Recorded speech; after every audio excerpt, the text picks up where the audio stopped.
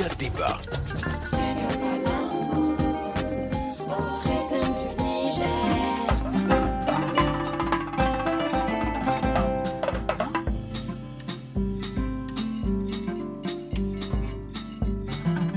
Mesdames et messieurs, bienvenue à cette émission spéciale, une coproduction de Studio Yafa au Burkina Faso, Studio Tamani au Mali et Studio Kalangu au Niger. Trois médias de la Fondation Hirondelle réunis à Bamako pour débattre d'une question cruciale. Pourquoi les mutilations génitales féminines continuent au Sahel? Nous avons réuni des experts et acteurs engagés ainsi que des traditionalistes et étudiants pour discuter de cette problématique persistante dans la région. Sans plus tarder, entrons dans le vif du sujet. Le débat se fera en deux parties. La première partie de 45 minutes et les invités sur plateau. Et la deuxième partie de 45 minutes également aussi avec le public qui pourra notamment témoigner ou poser des questions. Ce débat public est coanimé par trois personnes. Je suis Aimé Roulan Ouedraogo des studios Yafa de Burkina Faso. À ses côtés, Rafika Taher du studio Kalangu du Niger. Et c'est moi, Mariam Maïga, qui va introduire le public dans cette émission. Bonjour le public. Bonjour. Répondez quand même plus fort. Bamako, est-ce que vous êtes là? On ne vous sent pas, faites du bruit. Merci.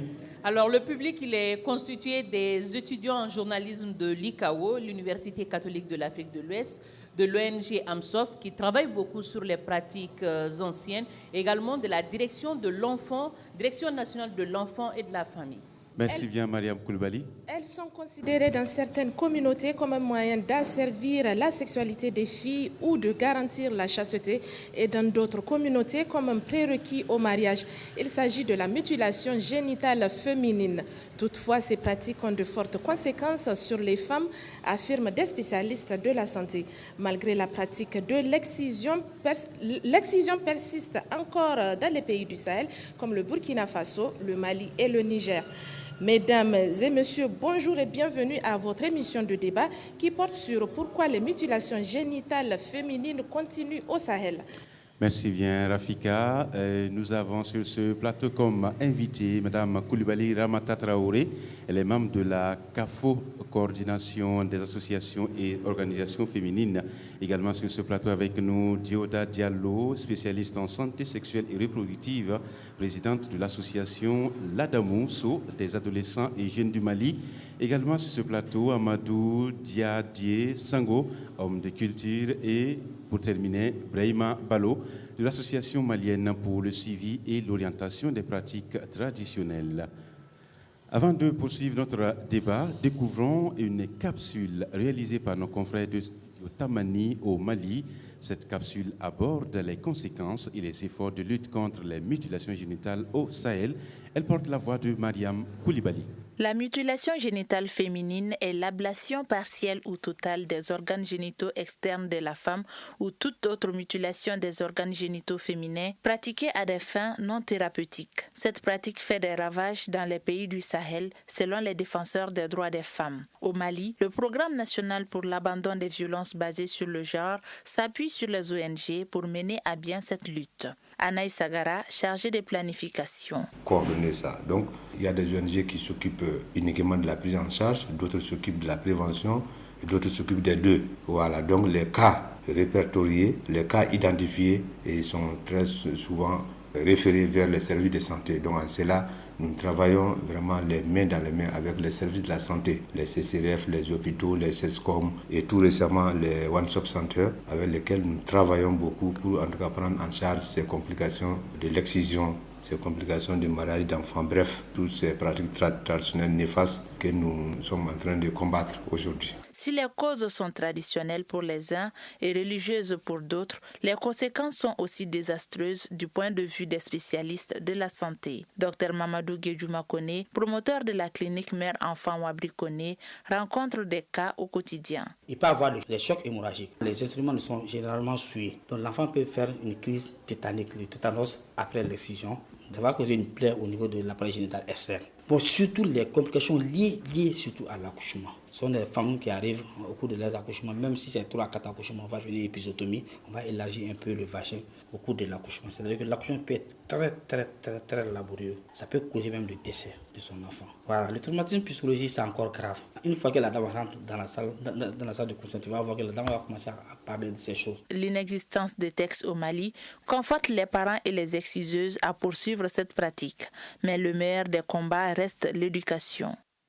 Grand merci à Mariam Koulibaly pour cet élément. Nous revenons ici avec nos invités. D'entrée de jeu, nous allons revenir un peu en arrière. Madame Dioda Diallo, vous êtes spécialiste en santé sexuelle et reproductive. Dites-nous, qu'appelle-t-on mutilation génitale féminine? Alors, bonjour tout le monde. C'est Madame Diodo. Diodo, autant pour moi. C'est Diodo Diallo. Comme votre journaliste l'a dit, Mariam, c'est une intervention au niveau de l'appareil génital de la femme. Cette intervention va consister à faire l'ablation des parties génitales, c'est-à-dire le clitoris, parfois il y a les petites lèvres, les grandes lèvres parfois. Donc ces personnes-là font ça à des fins culturelles, généralement, mais pas des fins thérapeutiques, pour expliquer plus simplement pour nos publics. Merci. Merci beaucoup pour cette réponse. Oui, nous allons progresser avec Monsieur Ibrahim Abalo. Vous êtes homme de culture. Est-ce que vous pouvez nous dire quelles sont les formes de mutilation génitale féminine que l'on trouve chez nous? Je suis responsable d'une ONG donc, qui s'occupe des pratiques culturelles néfastes de chez nous et qui promeut également celles qui nous fait avancer. Les formes de mutilation génitale féminine, l'OMS a identifié 4 types d'excision. Okay. Oui, mutilation génitale féminine chez nous, donc c'est plus compris sous le commun des Maliens comprennent mutilation génitale féminine par excision. Donc il y a le type 1, en langage médical, c'est ce qu'on appelle la clitoridectomie, qui consiste en l'ablation du clitoris. Le type 2, donc, qui est communément appelé sous le vocable de excision, l'excision, qui consiste non seulement à faire l'ablation du clitoris, et également les petites lèvres. Le type 3 consiste à faire l'ablation du clitoris, des petites lèvres, parfois une partie des grandes lèvres. Et ensuite, on procède à l'accolement. Donc, d'autres appellent ça en termes médicaux infibulation. Le type 4, ce sont les types non classifiés par l'OMS, qui consistent à l'introduction des substances corrosives dans les vagins, soit à appliquer des objets donc, tranchants ou corrosifs sur l'organe génital. Enfin, tous les autres types qui n'entrent pas dans ces 3 types-là. Et j'avoue que dans la salle, il y a d'autres experts ici qui sont là, donc que vous pouvez également consulter pour plus d'argumentation. Est-ce que vous pouvez nous dire, culturellement, la pratique est-elle ancrée partout dans le pays?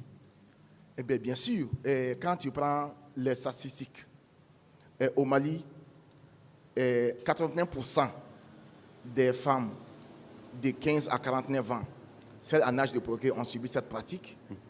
Et 113% des enfants de 0 à 14 ans ont subi la pratique de l'excision. Donc l'excision, elle est pratiquée partout au Mali, que ce soit en milieu urbain ou rural, que ce soit par les non scolarisés et les très hauts diplômés. Quelle est la région la plus touchée au Mali ici? La région la plus touchée au Mali, c'est la région de Caille. Et selon vos informations, vos sources, parmi les 3 pays, le Niger, le Burkina et le Mali, qui vient en tête de liste? Bien sûr, le Mali vient en tête de liste.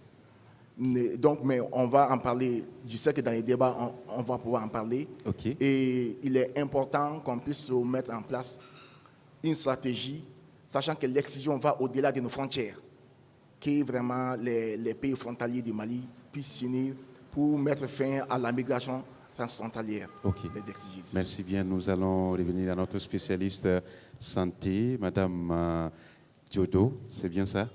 Voilà. Dites-nous, côté santé, quelle différence pourrait-on faire entre les femmes excisées et celles non excisées? Prenez le micro.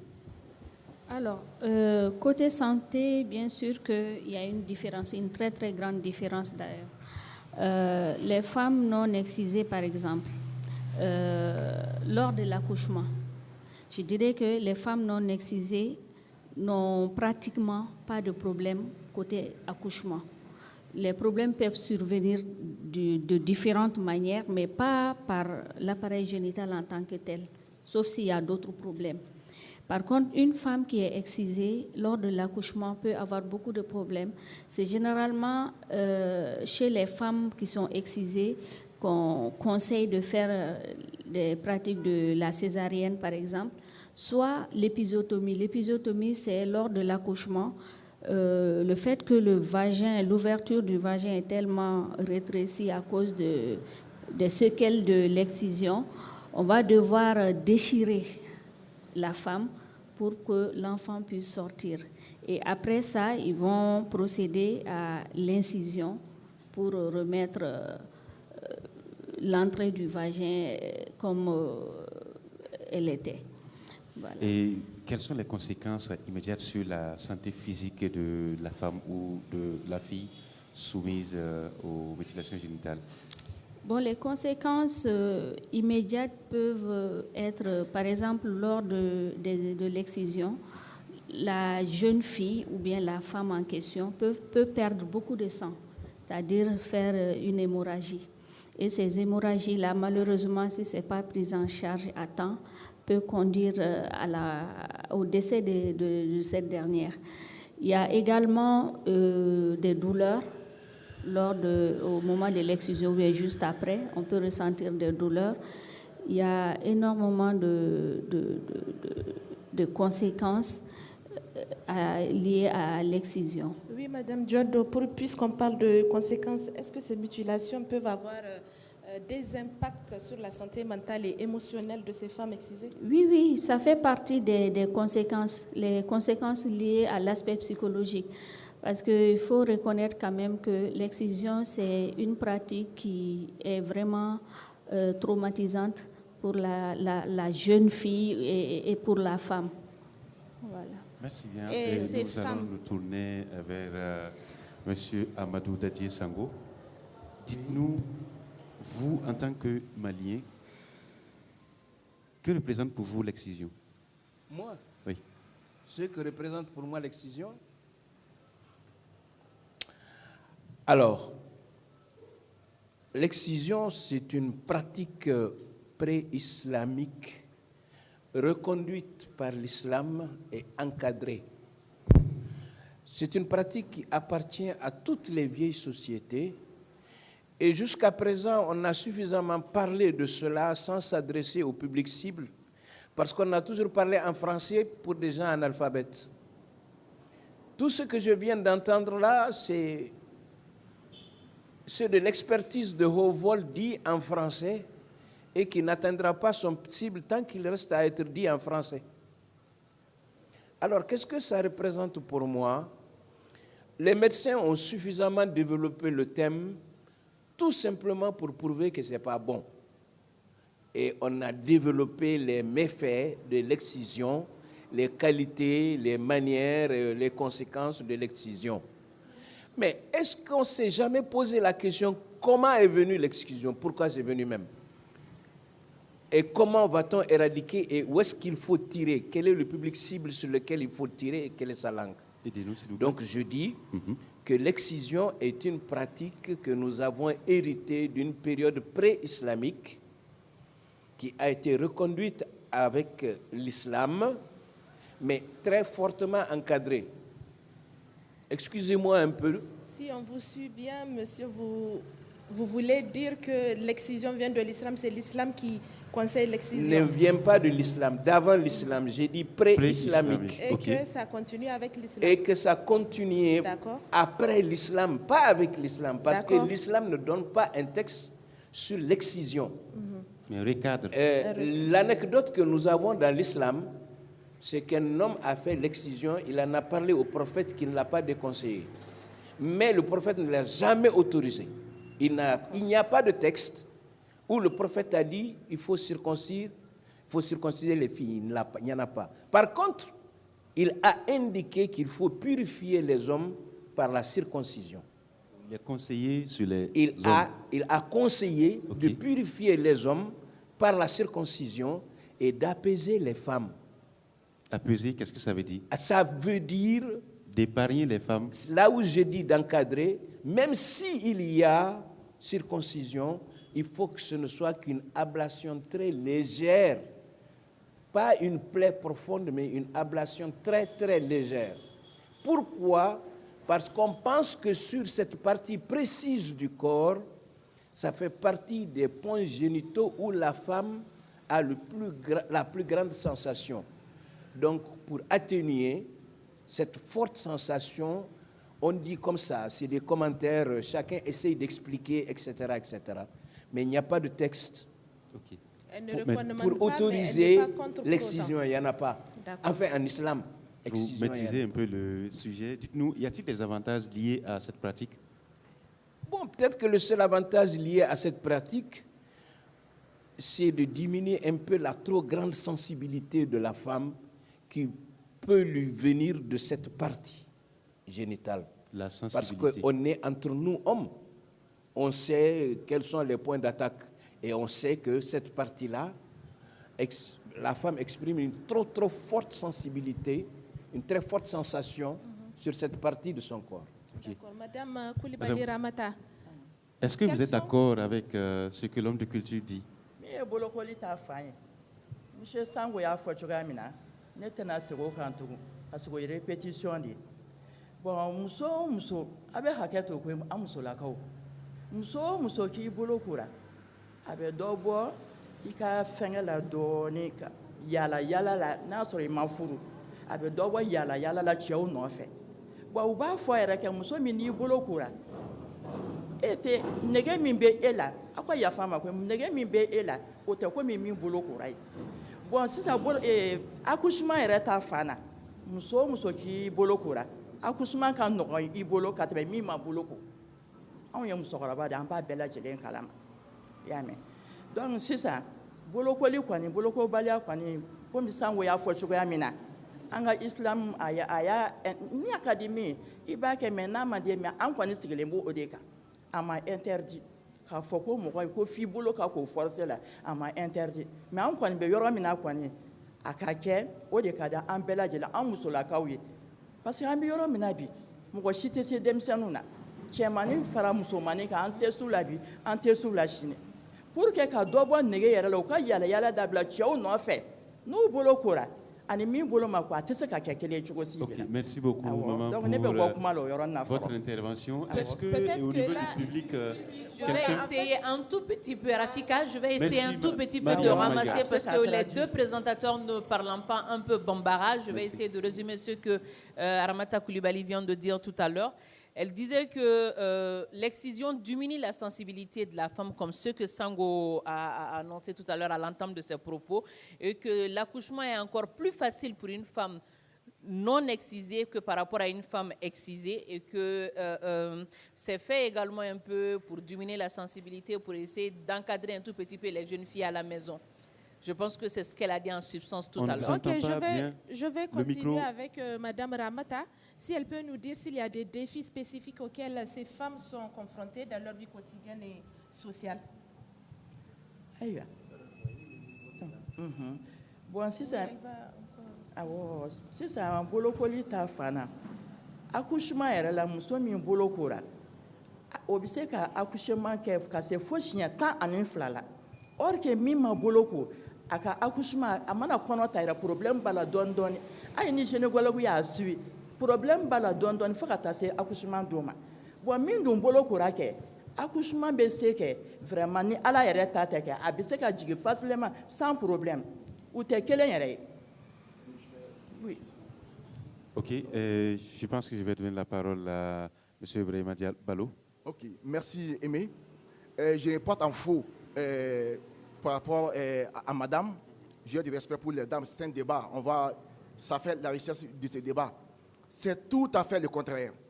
Il est médicalement prouvé que la femme qui a été excisée a plus de chances d'être exposée à des difficultés liées à l'accouchement que celle qui n'est pas excisée. J'en avais pour preuve, il y a des thèses de doctorat de nos brillants étudiants, des thèses de mémoire que j'ai encadrées moi-même de la part des étudiants maliens qui ont prouvé que la femme excisée est plus sujette à des complications liées à l'excision, qui a des problèmes d'ordre sexuel que la femme qui n'est pas excisée. Donc, M. Sango, il vient du nord du Mali. D'où vous viennent ces résultats? Ces résultats, ça vient des thèses, des recherches des étudiants maliens, des recherches. En quelle année? Moi, j'ai fini l'université en 1998. J'ai fait mon thème de mémoire là-dessus. Il y a Dr Bibatou Diallo, qui travaille maintenant au FINEAP, a fait sa thèse de mémoire en 1984. Il a la thèse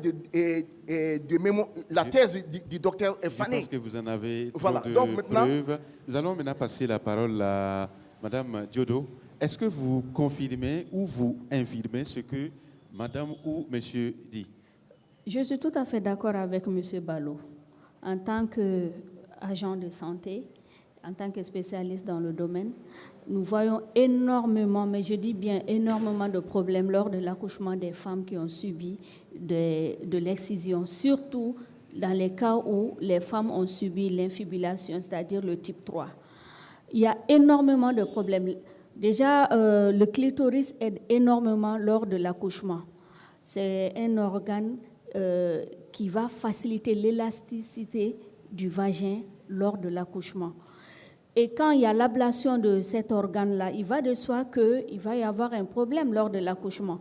Les femmes qui subissent en général les cas de césarienne, c'est surtout les femmes qui sont excisées. Je m'arrête là. Merci bien pour toutes ces précisions. Nous allons revenir à l'homme de... Est-ce que je peux rebondir sur la question? Et s'il y a un intérêt pour ce débat-là, le voilà. Nous allons vous préciser que c'est juste vous fournir des informations utiles. Alors, même dans ce sens-là, capable de vous aider voilà à faire des votre résultats choix. de recherche, d'étudiants, de thèses, des résultats consignés qui ne sont pas portés à la connaissance du public. Ce dont elle parle, c'est une conviction profonde de la société traditionnelle dans son fonctionnement profond. Okay. Ce dont vous parlez, c'est les résultats de vos études et, comme on dit en gendarmerie ou en sécurité, vos BRQ, vos bulletins quotidiens de renseignement, que vous avez compilés pour arriver à ces conclusions-là. Donc pour vous, vous n'accordez pas plus de crédibilité? Non, j'ai dit que nous sommes dans un dialogue de sourds. On ne s'entend pas. Okay. Ils ont leurs résultats, ils ont leurs convictions, ils ont leurs positions que nous ne savons pas. Dans les pays dont il est question, au Mali, au Niger et au Burkina, quand une femme n'est pas excisée, on la regarde par deux fois. C'est culturel. Alors c'est là-bas qu'il faut aller chercher les causes pour éradiquer ça.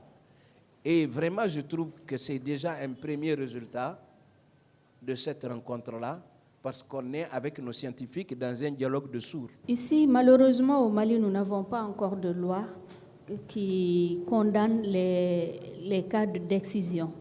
Les deux types qui sont les plus courants, c'est généralement le type 1 et le type 2. Bon, le type 3 est pratiqué, mais c'est moins que les deux premiers types. Plongeons dans la deuxième tranche qui explore les voies pour réussir la lutte contre les mutilations génitales féminines au Sahel. Studio Kalangu nous propose une capsule pour approfondir ce sujet. Issa Fatimé, la secrétaire exécutive du comité nigérien sur les pratiques traditionnelles néfastes ayant effet sur la santé de la femme et de l'enfant, Koniprata. C'est les mêmes exciseuses de fois qui font le tour. Et c'est ça qu'on ne contrôle pas jusqu'à présent. Et ça aussi, c'est lié à l'insécurité puisque les hommes sont impraticables. Le premier défi, c'est la mobilisation des ressources. La stratégie, c'est la communication sociale. La communication sociale pour un changement de comportement et de mentalité au niveau de la population et la population concernée, là où on a les exciseuses même, et la zone pratiquée. Premièrement, de vérifier si toujours elles sont là. Actuellement, on est en contact avec les 3 à 4 pays, même le Sénégal, y compris le Nigeria, puisque nous avons un thème commun avec le CIAF, le Comité international de l'Afrique, contre les mutilations génitales féminines. C'est renforcer aussi la sensibilisation.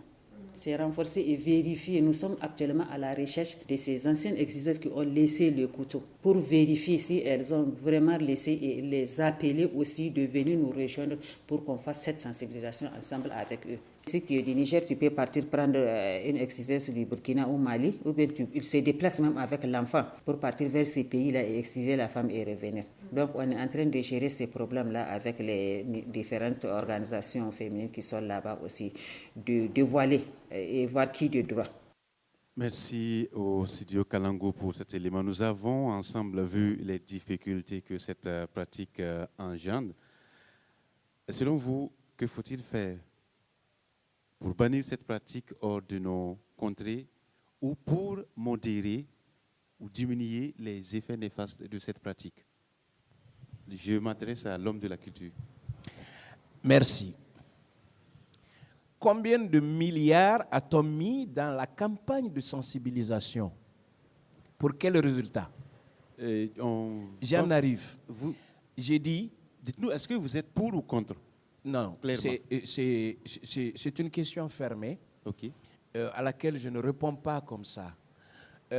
J'ai dit qu'on a mis des milliards pour éradiquer le fléau. Justement, je vais avoir C'est votre parce position que exacte. cette campagne de com a été mal faite et le public cible a été mal identifié et le vecteur de communication est raté, que jusqu'à présent, la chose continue.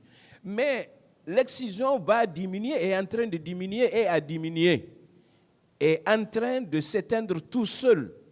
Exemple, dans les régions du Nord, vous n'en entendrez pas parler. Je vais vous dire pourquoi, pour une anecdote que nous avons vécue. Il y a eu 114 filles excisées à Tombouctou à un certain moment. À cause du manque d'hygiène, elles ont été toutes contaminées et décédées. Le Conseil de sages a interdit ça puisque ce n'est pas une prescription religieuse, on a interdit. Et la chose s'est étendue à tout le monde, conséquences médicales. Voilà. Donc, on a arrêté ça. Mon point de vue, c'est qu'aujourd'hui, ça s'arrête tout seul et je suis contre même. Parce que cette lutte-là a été menée dans des bureaux, ce qui appartient à notre société traditionnelle, cette charge traditionnelle qui nous appartient, au lieu de s'adresser à nous, communicateurs traditionnels, gardiens, à nous, vecteurs de communication de proximité, vous êtes allés dans des bureaux avec vos budgets de communication et restez à communiquer. Si vous voulez que la chose soit recentrée, revenez à la base pour qu'on parle aux gens à la base, pour qu'on leur explique dans la langue de chez eux et en termes d'eux. Dieu a envoyé à chaque prophète quelqu'un des leurs, quelqu'un qu'ils connaissent. Moi, si je vais au nord ou au centre, si je leur dis, on va me dire c'est Sango qui a dit, donc il a raison. Si toi tu viens, on ne te croit pas. Si toi tu viens, on ne te croit pas parce qu'on ne te connaît pas. Si on vous suit bien, vous n'êtes pas prise en compte dans les prises de décision. D'accord. Tout comme. D'accord. Selon vous, pourquoi? Hein? Pourquoi est-ce que vous n'êtes pas prise en compte dans les prises de décision concernant cette lutte? Parce cette que le diplôme, c'est le baptême bureaucratique du savoir. Nous, à la société de base, notre connaissance n'est pas quantifiée en termes de doctorat ou en termes de professorat, mais nous sommes quand même les gardiens de la société traditionnelle avec nos valeurs. On est des porteurs de valeurs. On n'est pas des porteurs d'héritage. Vous voulez communiquer, vous voulez manger votre piment dans notre bouche, ça ne passe pas. Merci, M. Sango. Nous allons nous retourner vers M. Brahima. Oui, là-dessus, j'avoue que pendant un bon moment, nous, acteurs, on a travaillé avec les recotrades dont vous faites partie. Vous faites une affirmation grave. Vous dites qu'il a participé à vos... Les recotrades, c'est-à-dire, quand je dis vous, les communicateurs traditionnels du Mali. Okay. Donc, je vous assimile vraiment à ce groupe-là, qui est le socle dur sur lequel repose vraiment nos traditions. Et en son temps, le programme national de lutte contre la pratique de l'excision, mon ONG même a sollicité les rectorates pour faire des activités de sensibilisation. Ok, merci pour toutes ces informations. Pas pour vous couper. Dites-nous concrètement, y a-t-il eu des avancées dans la lutte contre ces mutilations génitales féminines dans vos recherches? Bien sûr, comme l'a dit le doyen Sango, l'excision est en train de s'éteindre d'elle-même. Au Mali, il y a plus de 1700 villages qui ont été répertoriés comme villages d'abandon de la pratique de l'excision. Dans mon ONG, je peux identifier 258 villages qui ont écrit une lettre d'abandon formelle de la pratique de l'excision et les couvertures médiatiques ont été faites par l'ORTM. L'ONG APSEF, que je salue là, donc Sidibé est là, qui a fait des déclarations. Il y a Tostan qu'il faut vraiment saluer. Il y a l'ONG Tanien qu'il faut saluer ici. Bref, tous ces acteurs ont contribué à sensibiliser jusqu'au niveau le plus communautaire, jusqu'à ce que les populations puissent prendre conscience. Mais l'arbre ne saurait cacher la forêt. Il y a encore du travail, comme l'a dit les doyens. Il y a encore du travail et il faut encore travailler pour faire changer la donne. Pourquoi? Parce qu'on s'attaque à des mœurs. On veut changer des comportements des adultes. On veut changer des mœurs. On veut parler de sexualité, des thématiques assez taboues au sein de nos communautés. D'accord. On continue encore de constater l'excision un peu partout dans le monde, surtout au Sahel. Est-ce que vous pouvez nous dire ce qui freine justement cette lutte contre cette pratique? Ce qui freine cette lutte contre la pratique de l'excision dans le Sahel, c'est que, historiquement déterminé, par là de l'empire du Mandé, nous sommes issus de la même culture.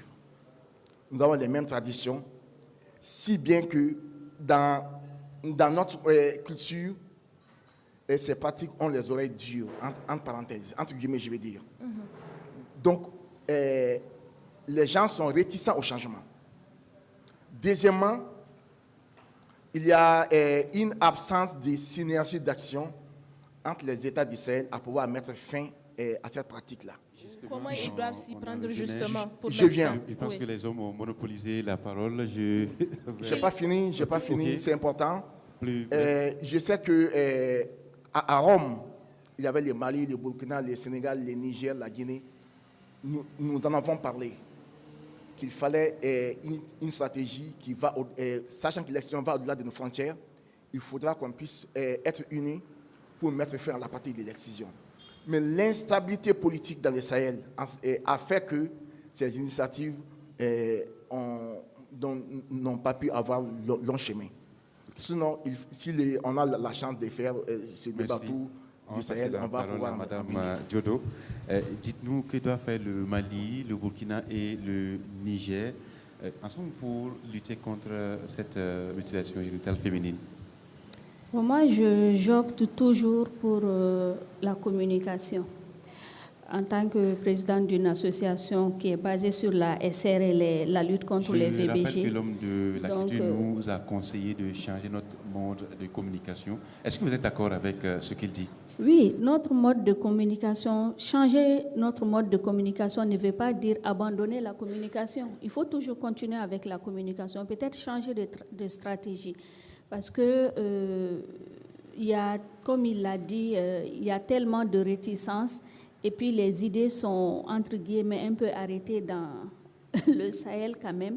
Il y a cette histoire d'excision-là, il y a tellement de choses, je dirais, mystiques aussi, cachées dedans, qui fait que le message met du temps à passer. Oui, madame. Merci bien. Oui, madame Koulibaly, pensez-vous qu'il faudra mettre en avant la sensibilisation, surtout chez les jeunes, pour mener à bien cette lutte?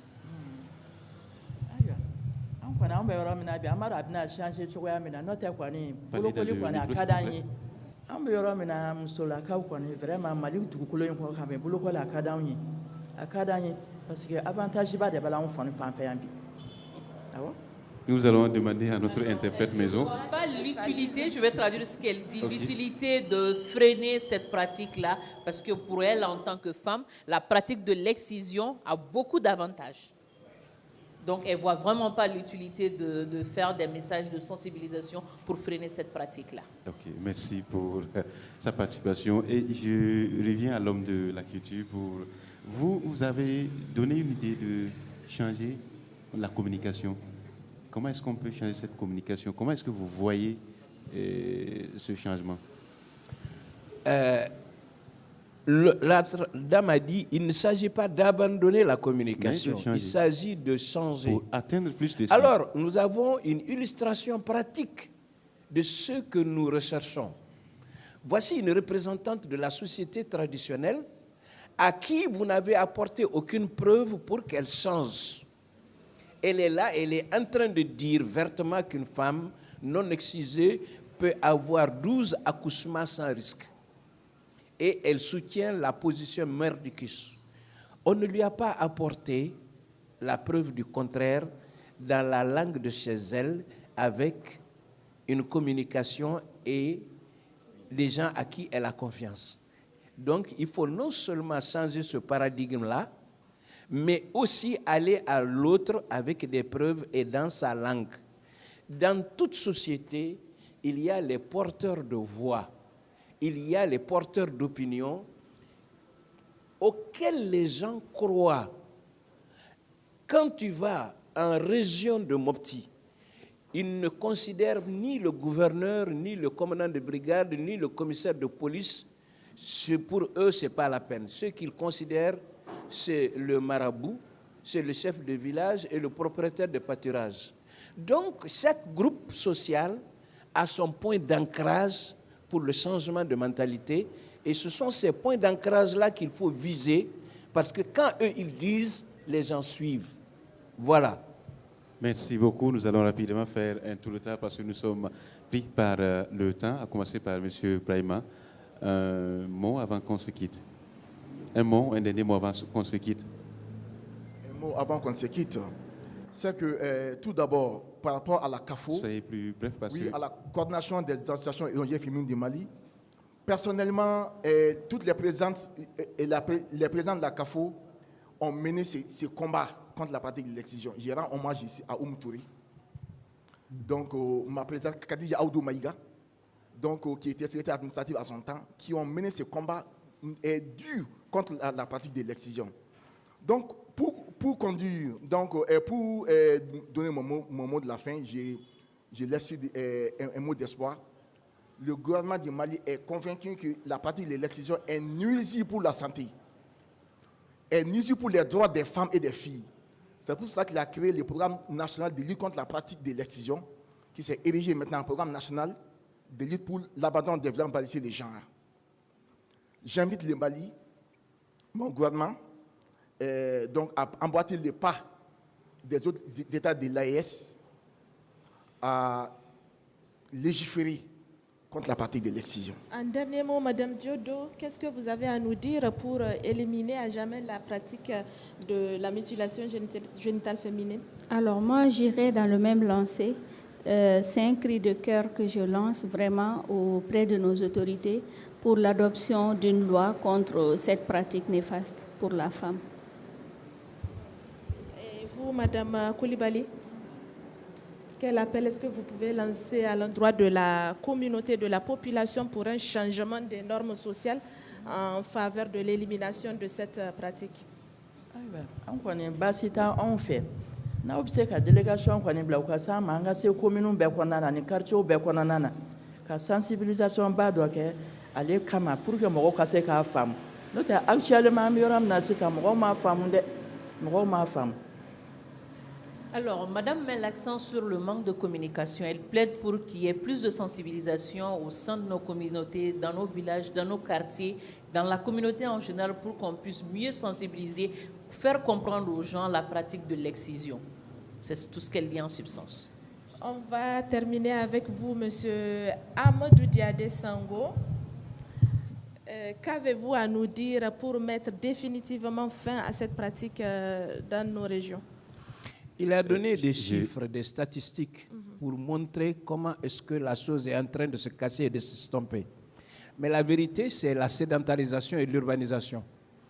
Les gens ont quitté leur site d'origine, Donc, on quittait l'ancrage, le point d'ancrage.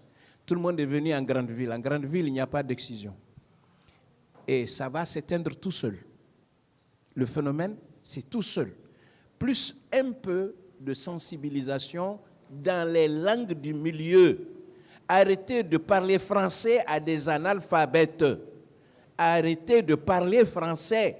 Sinon, vos messages, vos discours n'atteindront pas les cibles. Mais la sédentarisation et l'urbanisation sont contre l'excision et ça va s'éteindre tout seul. Malgré que vous êtes contre l'arrêt de cette pratique, vous avez quand même donné des conseils. Oui. Je ne dois pas être fermé. Je vais donner un conseil. C'est que moi, je suis musulman croyant. Mon prophète. L'islam n'interdit pas. Non. Il ne s'est jamais prononcé dessus. On l'appelle ça le mustahab. Si tu le fais, il n'y a rien. Mais si tu ne le fais pas, ce n'est pas une recommandation. OK? Donc, vraiment, la femme a été libérée de ce côté-là. Vous êtes un homme de la culture. Et je suis contre. Qu'est-ce que vous êtes contre? Et quel message à l'endroit de cette jeunesse qui vous suit? À l'endroit de cette jeunesse, ils ont besoin de comprendre pourquoi il y a ce débat. C'est de ça qu'il s'agit. Il y a les pour et les contre. La jeunesse a besoin de comprendre et de se faire une religion et de se faire un soi. Peut-être qu'au sortir de cette salle, toutes les filles peuvent se dire dois-je ou pas, oui ou non, avec la force des arguments. Chacun doit savoir. Donc on n'est plus à un moment où on impose quelque chose à des gens. Le temps ont prouvé que à 40 ans, des hommes sont partis se faire circoncire à 40 ans parce qu'ils ont fini par comprendre l'importance de la circoncision. Donc il faut former et informer pour que les gens puissent faire leur religion. Merci beaucoup pour toutes ces informations. C'est ici que nous mettons un terme à ce débat sur les mutilations génitales féminines réalisées par la rédaction conjointe du Mali, du Burkina et du Niger. On a noté au cours de ce débat que pour les traditionalistes, elle est un bienfait. Faux, rétorquent les spécialistes en santé en s'appuyant sur les résultats de leurs recherches. Aussi, on a noté qu'il faut changer la manière de communiquer afin d'atteindre plus de cibles. Les avis sont partagés. Le débat se termine ici, mais les réflexions continuent. Nous allons dire un grand merci à nos invités. J'ai dit Madame Koulibaly Ramata Traoré, membre de la CAFO, coordination des associations et organisations féminines. Madame Diodo Diallo, spécialiste en santé sexuelle et reproductive, autant pour moi, présidente de l'association Ladamousso des adolescents et jeunes du Mali. Aussi Amadou Dadié Sango, homme de culture, Brahima Balo, de l'association malienne pour le suivi et l'orientation des pratiques traditionnelles. Rejoignons-nous demain pour la deuxième partie où nous donnerons la parole au public. Restez toujours à l'écoute sur nos antennes. Merci.